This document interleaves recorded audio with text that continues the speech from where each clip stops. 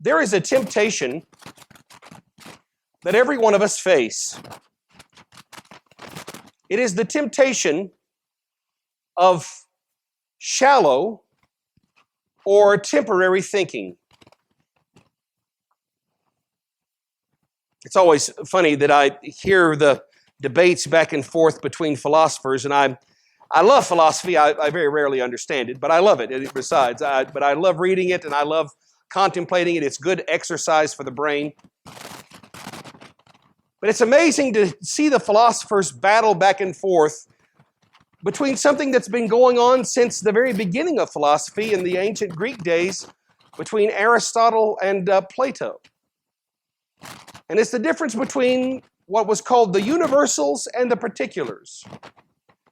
Some philosophers think we should think about heady and cosmic things, and that's where reality lies, in the huge and the big ideas of philosophy. And we ought not to think about chairs, but we should contemplate chairness.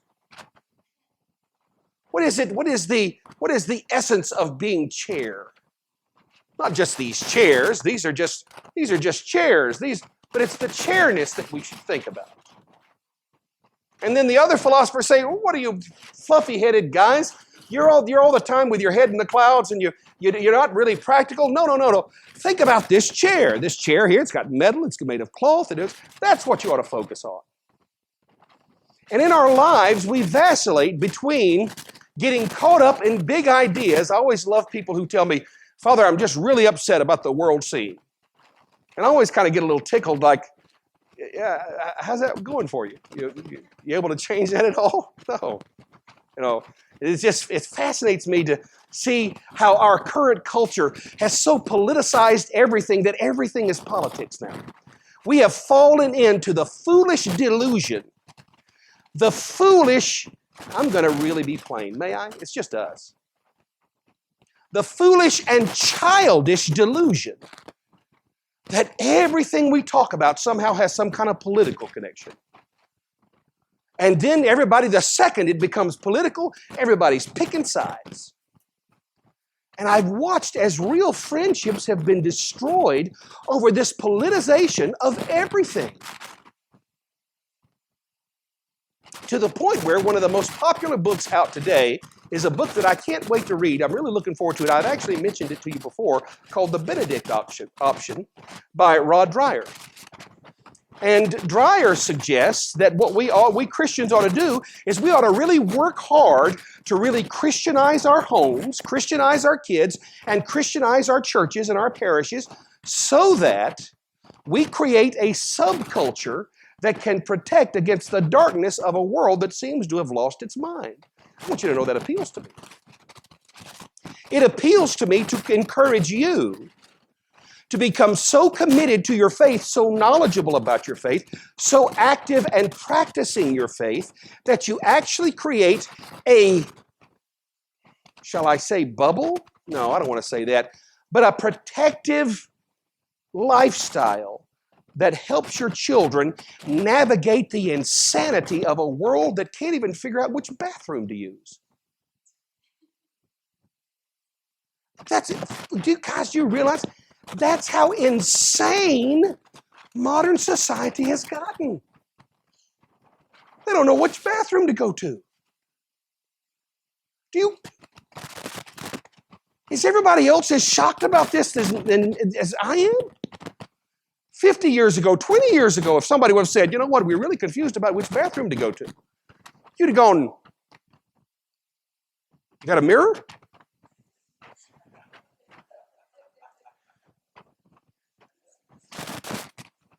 But this is what happens, brothers and sisters, when a society actively attempts to deconstruct reality.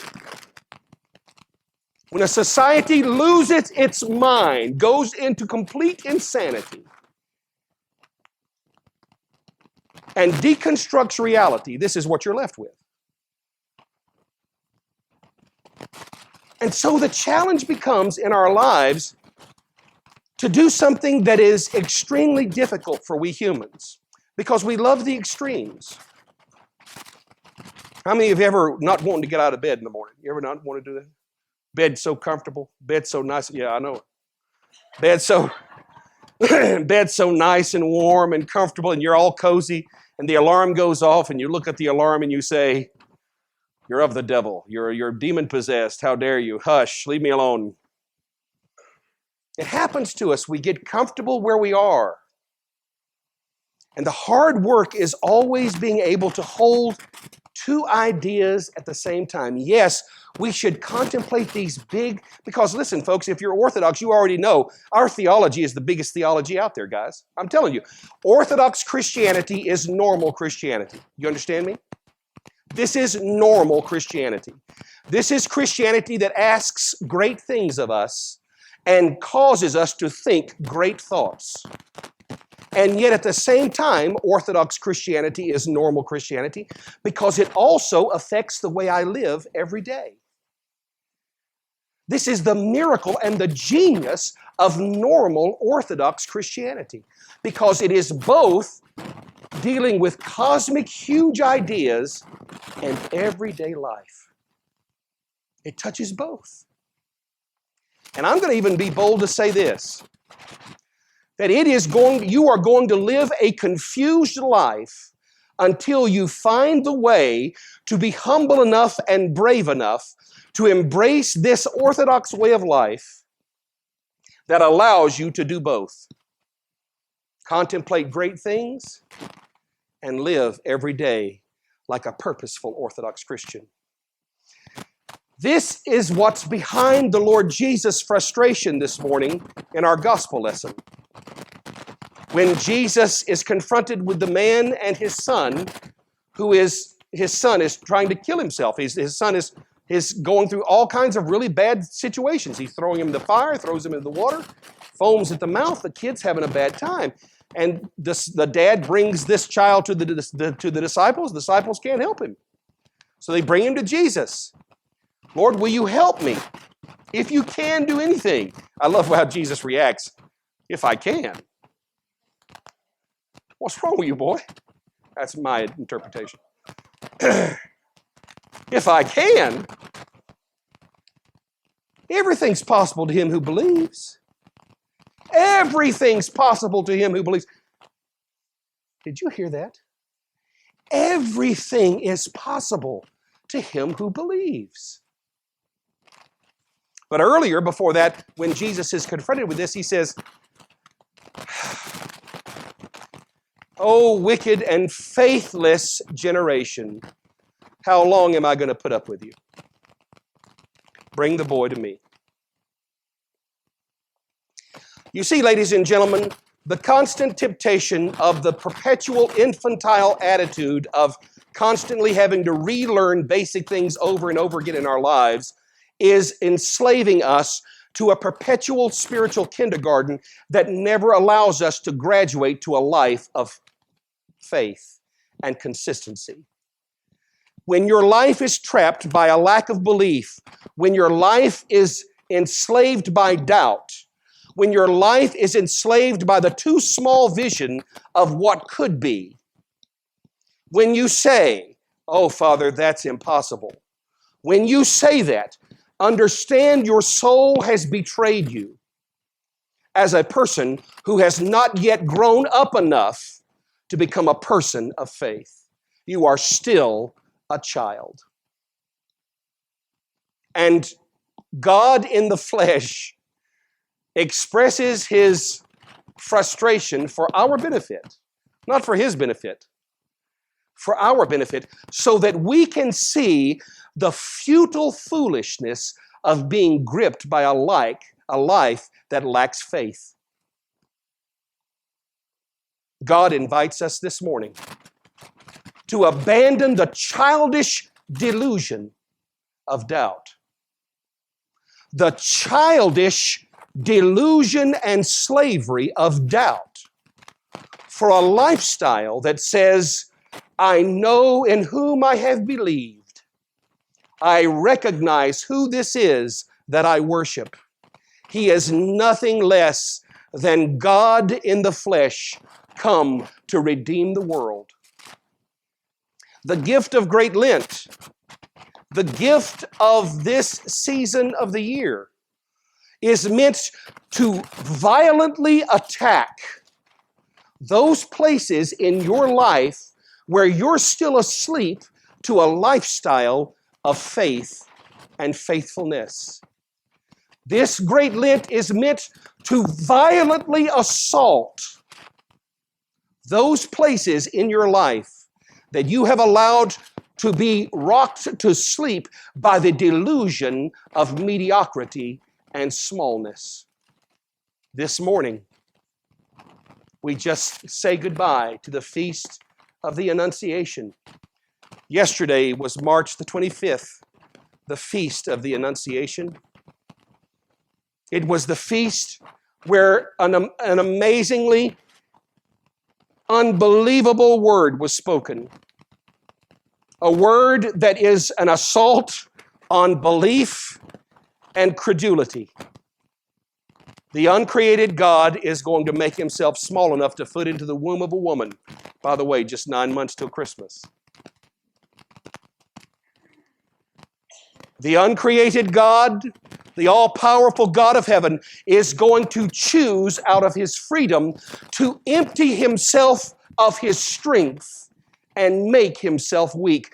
The unbelievable exercise of power that it took for God to make himself small for my sake and your sake is celebrated the Feast of the Annunciation. It makes perfect sense to me why the Greek nation, when she was fighting for her independence, chose the Feast of the Annunciation to declare their declaration of freedom from the Ottoman Empire. Makes perfect sense to me, folks, because the Feast of the Annunciation is the declaration of liberty and freedom for every human being that breathes air. A woman is visited by an angel, and she says yes. She is freed from the infantile delusions of doubt, and she dares to believe the unbelievable. This morning, in this place, with you people, in your life, with your struggles, with your pain, with your fears, with your worries, with your seemingly insurmountable difficulties in your life, whether it's financial or relationship oriented, or whether it's health related.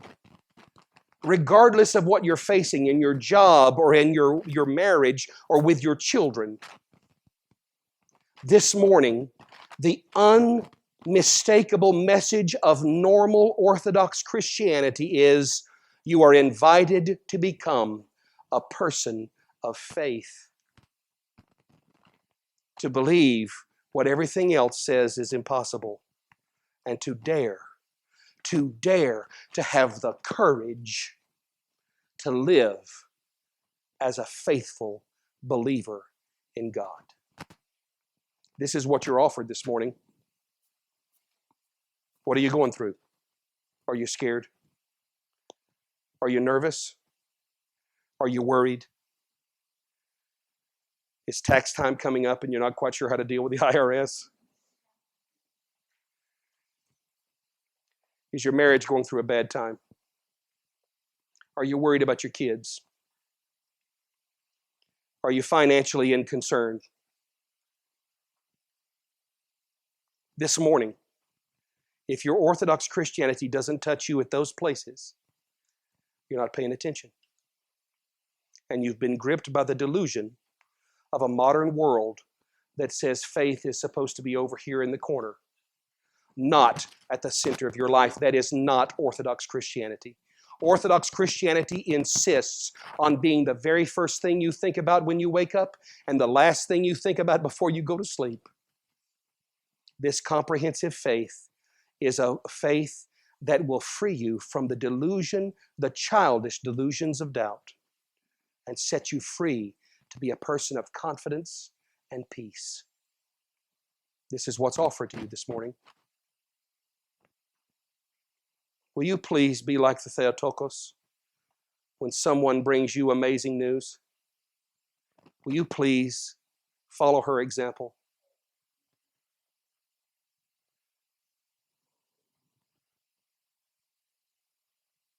Will you say yes?